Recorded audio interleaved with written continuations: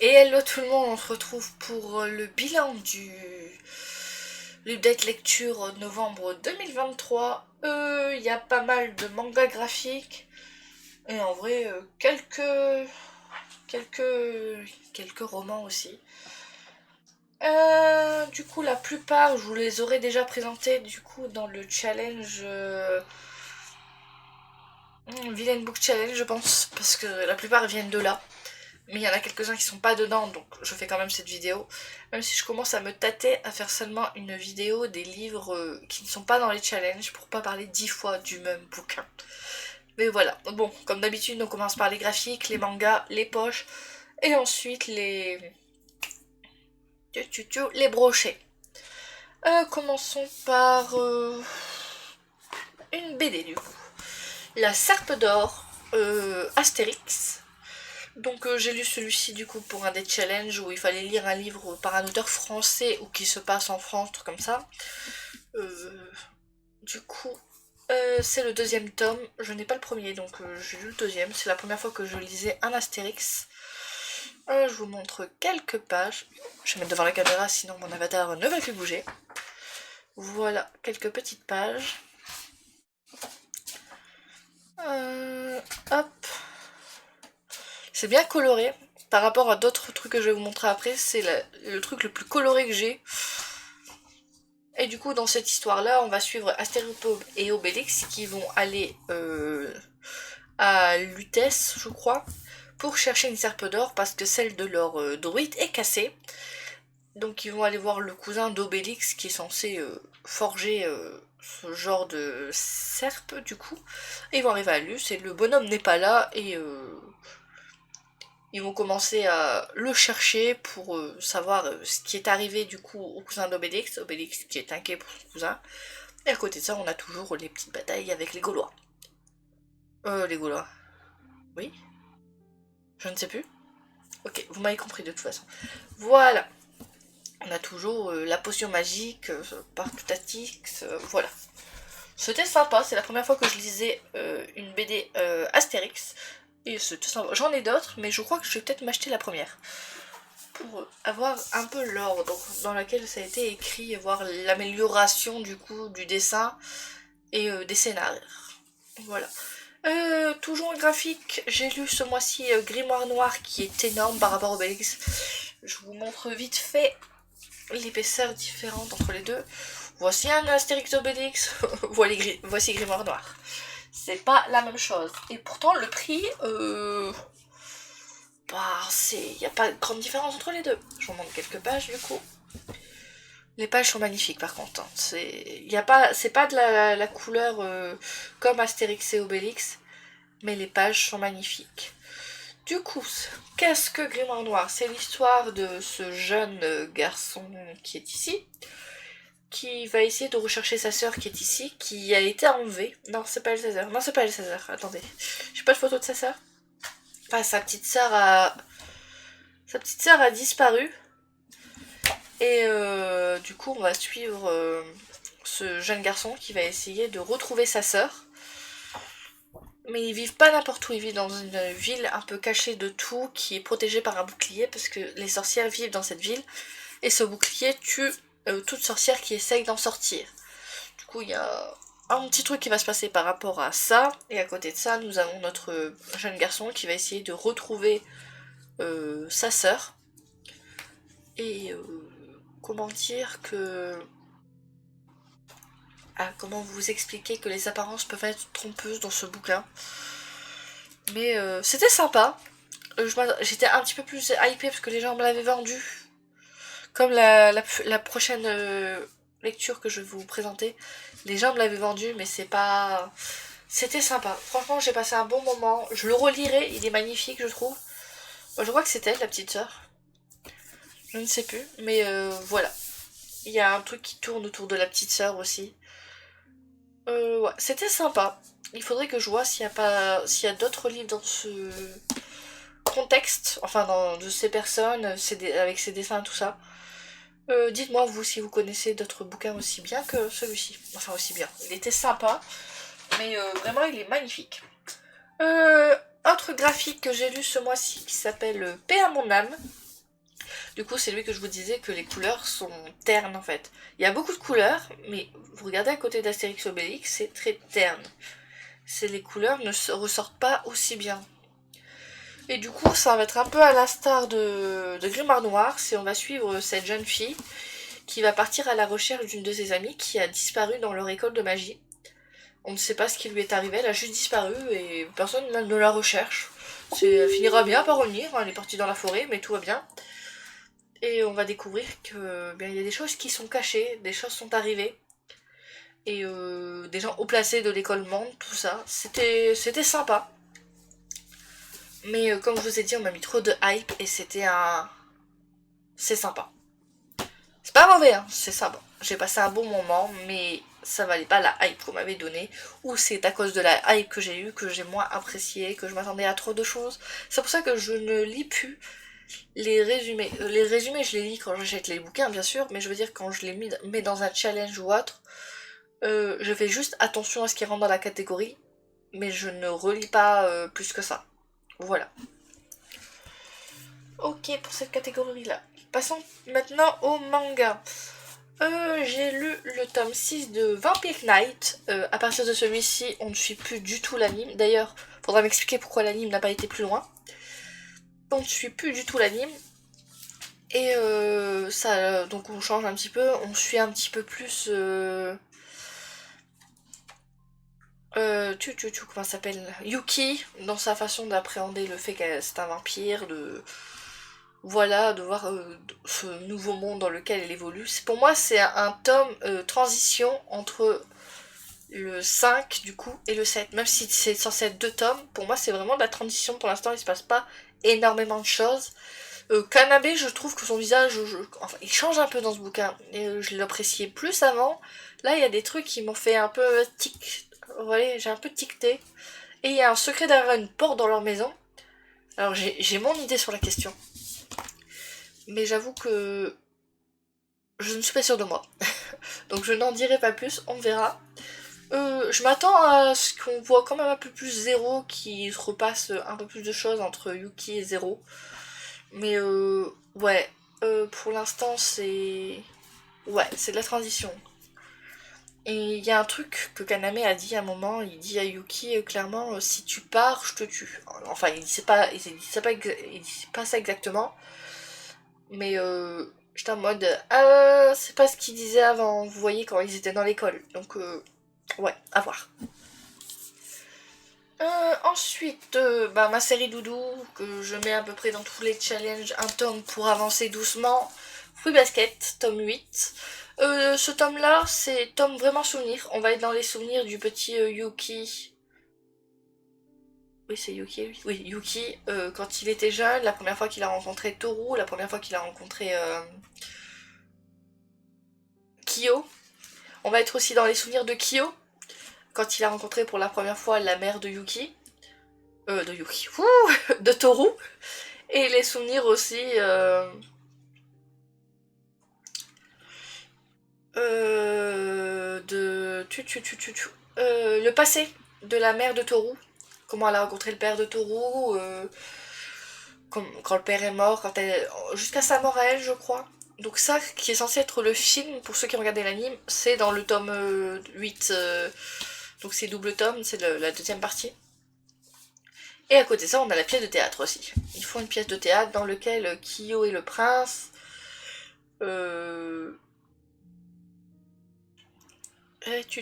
Toru, elle joue une des méchantes belles-sœurs. Et Yuki joue la fée, je crois, un truc comme ça. Et du coup, voilà, on continue à les suivre dans leurs aventures tranquilles. Pour l'instant, c'est toujours... ça avance toujours doucement, mais on en a appris un peu plus pour ceux qui n'avaient jamais vu le film. Moi, j'ai vu le film, du coup.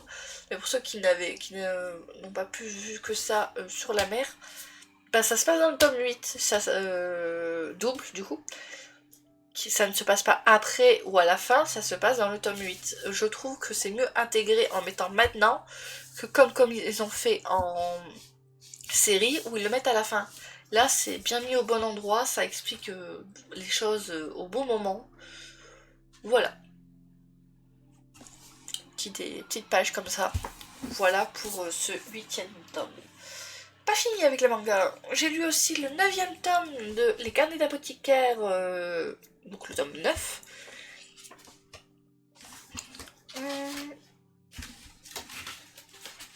C'est la couverture du suivant, ça, non? Oui, c'est la couverture du suivant. Enfin, pour ceux qui ont pris la version collector. Si vous n'avez pas pris la version collector, vous n'avez pas cette couverture-là. Moi, j'ai la version collector. Je vous montre quelques pages.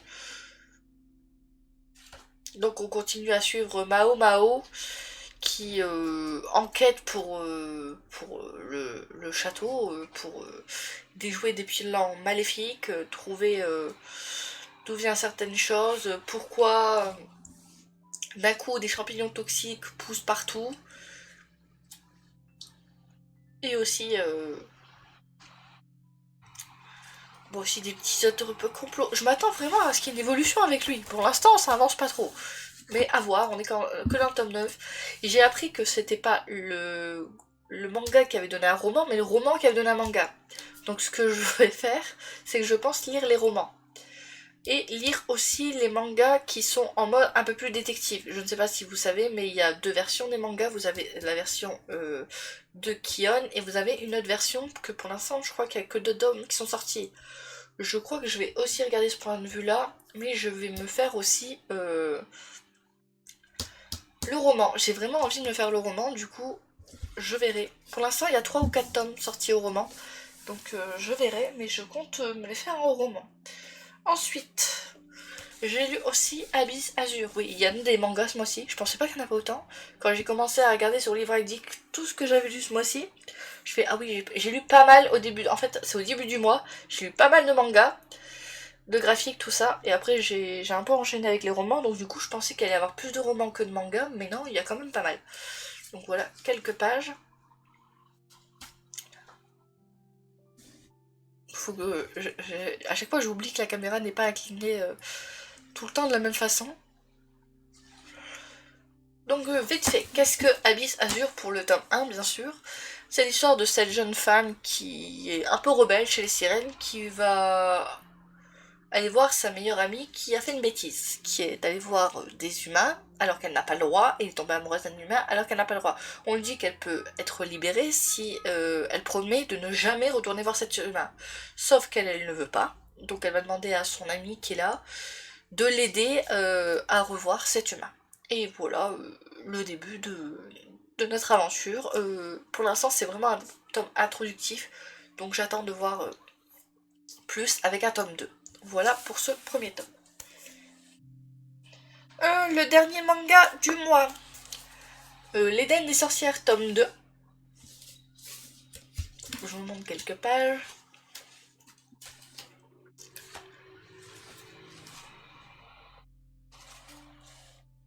Donc l'Éden des sorcières, c'est quoi? C'est l'histoire de cette jeune fille qui un jour va aller voir en ville, à un village, pour essayer de trouver un médecin, puisque la sorcière avec qui vit, c'est qui lui apprend la sorcellerie, tout ça, est en train de tomber malade. Donc elle va demander de l'aide, sauf qu'elle va demander à la mauvaise personne, donc ça va il va arriver des trucs un peu graves, elle va perdre quelqu'un, et là, pour cette personne qu'elle aura perdue, elle va vouloir accomplir son rêve, qui était de trouver l'Éden des sorcières, et on va la suivre dans son parcours pour trouver l'Éden des sorcières. Et dans ce tome 2 notamment, on va rencontrer une autre sorcière qui va nous apprendre que ben elle n'est pas vraiment faite pour la survie de notre personnage principal. Va falloir qu'elle se dégourdisse un petit peu plus. Voilà, sans en dire trop. C'est un tome 2, c'est difficile d'en parler. Et du coup maintenant on va passer aux poches. J'ai lu le tome 2 de Roseanne de Laetitia Disney. Je vous mets pas le résumé, c'est un tome 2. Dans le tome 1, on était plus dans la façon, comment dire, on était plus dans le trio romance pour essayer d'épouser le grand monarque pour sauver notre peuple. Dans le tome 2, on est plus, on va reprendre le pouvoir au roi pour enfin libérer notre peuple. Oui, parce que nous avons les... Excusez-moi, j'ai besoin des termes. Les Dajnir qui ont fait un peu des djinns leurs esclaves pour pouvoir boire leur fluide. Il y a une taxe par exemple pour être protégé, il faut donner son fluide pour être protégé. Donc du coup, les Dazmir sont des drogués, carrément. Ils se droguent au fluide de Jin. Ils disent qu'ils les ont aidés à être plus libres, mais c'est faux. Et du coup, on va suivre Rosent et les et l'opposition, les révolutionnaires, j'ai pas le bon terme, enfin vous m'avez compris, les gens qui en ont marre du roi, qui veulent se rebeller, les rebelles, voilà j'ai trouvé, les rebelles, pour destituer le roi présent. D'ailleurs dans les rebelles nous avons des fils de ce roi actuel sur le trône qui en ont marre de ce que fait leur père, qui veulent aider les gens à s'en sortir. Et du coup on va suivre Rosen et tous ces gens pour récupérer le pouvoir. Voilà. Enfin, récupérer le pouvoir. Qu'est-ce que je raconte? Pour récupérer les pouvoirs des djinns, en fait, que les djinns soient plus libres. Voilà. Voilà, sans en dire trop. C'est difficile de pas en... De toute façon, il va y avoir la vidéo dédiée avec plus de spoil, parce que je me lâche dans mes vidéos Parlons Saga. Donc, ça arrivera bientôt. J'ai lu aussi ce mois-ci The Witcher, tome 1, le dernier vœu. J'en ai parlé dans 2 updates lecture, donc on y va vite. Je vous mets le petit résumé pour ceux qui voudraient voir. Ce que je peux vous dire, c'est que la série est plutôt fidèle à ce premier tome. Il y a juste la dernière histoire que j'ai pas trouvé très fidèle, où je m'en souvenais plus. Mais sinon tout le reste est assez fidèle. Il y a juste un moment où par exemple dans la série, il y a un mec qui est maudit, et dans la série c'est un ami de Gérald, alors que dans le bouquin ils ne se connaissent absolument pas. Il va juste lui demander le gîte pour la nuit parce qu'il a vu des cadavres pas loin et qu'il se demande si ça vient pas de là. Voilà en gros. Sinon c'est pareil que dans la série, vous avez une histoire, une interlude, mais les interludes sont liés. C'est en continu, l'interlude, c'est des histoires qui sont entre deux à chaque fois. Et du coup, les interludes sont le futur par rapport aux histoires qu'on voit, parce que dans les histoires, il ne connaît pas encore Jennifer, alors que dans l'interlude, il connaît Jennifer. Voilà, trop cool. Est-ce que je vous dis c'est quoi The Witcher en vrai? Sinon, vite fait, c'est l'histoire de Gérald de Rive, qui est un sorceleur, qui traverse le monde pour gagner sa croûte. Et dans chaque ville, il vous dit je vous débarrasse de cette. Si je vous débarrasse de cette bestiole, combien vous me payez quoi? Il a besoin de gagner sa croûte. Et du coup, on va le suivre, et au bout d'un moment, on se rend compte qu'il y a de moins en moins de gens qui ont besoin des sorceleurs, donc Gérald va devoir se reconvertir. Non. Non, mais en vrai, voilà, à la fin, on a au moment où Gérald il va dans des endroits, il leur dit vous voulez que je vous débarrasse de lui? Pourquoi vous voulez débarrasser? Il fait peut-être payer, mais il répare le pont. Ou il fait ceci, mais il fait cela. Non, ce dragon-là, tuez-le pas, c'est le dragon préféré d'un tel ou deux. Voilà, il y a des trucs comme ça. Voilà pour The Witcher. J'ai hâte de continuer, en vrai. C'était une bonne lecture. Au carrefour des étoiles, alors c'est une... J'allais dire un mot qu'il ne faut pas que j'utilise parce qu'apparemment ça ne veut pas dire ce que pense que ça veut dire. C'est... ouais, c'est plat. C'est... J'ai pas l'habitude, j'ai lu de la science-fiction, notamment une série que j'ai beaucoup aimée qui s'intitule Horror Squad, où là-bas j'ai les chroniques lunaires ou la faucheuse qui est beaucoup moins plat que ça, qui se passe des trucs, il y a de l'action. Là pour l'instant c'était très plat. Donc du coup j'avoue que le deuxième livre de l'automne que j'avais mis dans le challenge, j'ai changé, j'ai mis un autre livre. C'était pour le Puck Autumn Challenge que j'avais mis ça, j'avais mis Demain les chiens, et comme celui-ci franchement j'ai galéré, j'ai cru que j'allais vraiment avoir une panne de lecture à cause de lui, j'ai mis un autre livre. J'ai pas voulu retenter avec l'auteur tout de suite. Mais du coup, on va suivre l'histoire d'un jeune homme qui un jour a rencontré un extraterrestre, je crois de me souvenir, je ne sais plus, et qui va lui donner un taf. Il va lui dire toi, tu gardes cette station, et il y a des extraterrestres de temps en temps qui vont venir passer quelques jours sur Terre et repartir. Sauf qu'à côté de ça, tu as des gens qui se rendent compte que cet homme ne vieillit pas. Grâce à la station, notre personnage ne vieillit pas, mais quand il sort de la station, il vieillit 1 heure par jour. Donc c'est pour ça qu'il ne vieillit pas beaucoup. Donc du coup, vous avez des gens autour qui essayent de comprendre qui il est, qu'est-ce qu'il fait là. Ils pensent que c'est même lui l'extraterrestre. Alors que lui, il a juste trouvé un job qui fait qu'il vieillit très lentement. Voilà, entre guillemets. Sans spoil, sans truc. Mais je retenterai avec l'auteur, mais pas tout de suite, c'était plat. J'ai lu des classiques, j'ai lu des Blackwater qui est vieux aussi. Vraiment, j'ai pas eu de mal avec les autres, mais celui-ci, j'ai vraiment eu du mal. Je pense que c'était pas le bon moment pour me lancer là-dedans. Peut-être que j'essayerai de le relire, parce que en vrai, ça va. C'était pas nul, quoi. Mais c'était très plat et très lent. C'était mon problème dans la lecture. Ensuite, passons du coup au brochet. Oui, on va pas commencer par celui-ci. J'ai lu, enfin, je commence par celui-ci, mais c'est le dernier que j'ai lu du mois.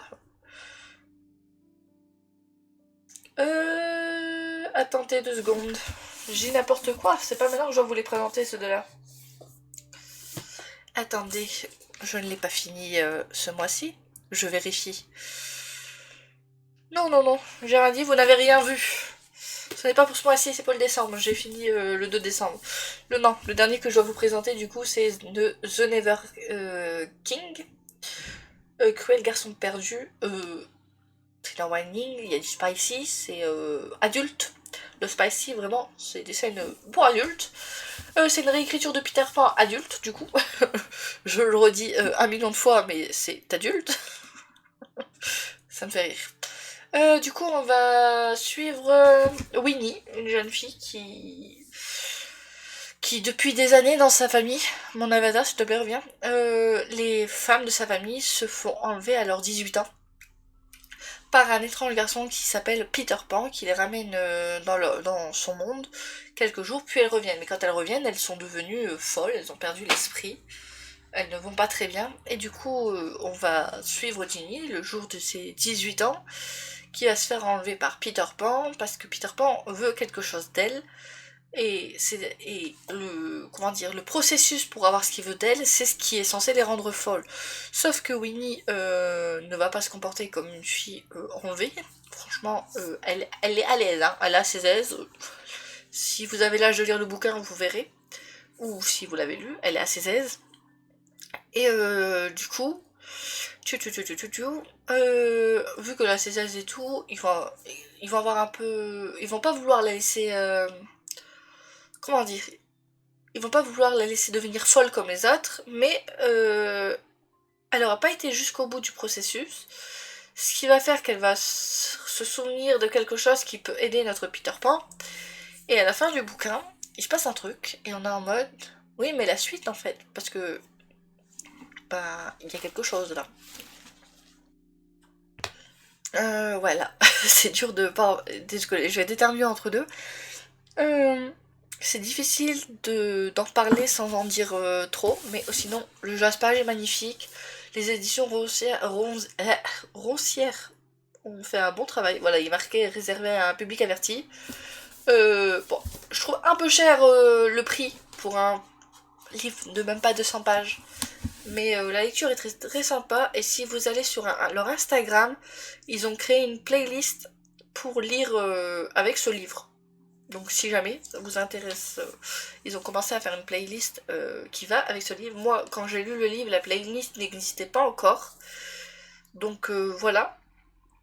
Je faisais partie de la lecture commune qu'a organisé Kimi Collection et dont les auditions La Roncière était là, il commentait aussi de temps en temps par rapport à ce qu'on disait. Voilà. Merci à tous d'avoir regardé cet update. Je viens de tourner 3 updates différents. Je n'en peux plus. Je crois que je vais garder les prochaines vidéos pour mercredi à tourner. Là, c'est la 4e que je tourne. Je suis fatiguée. Je sais même plus ce que je raconte. Donc, à la prochaine, mes petits kitsune. Allez, ciao!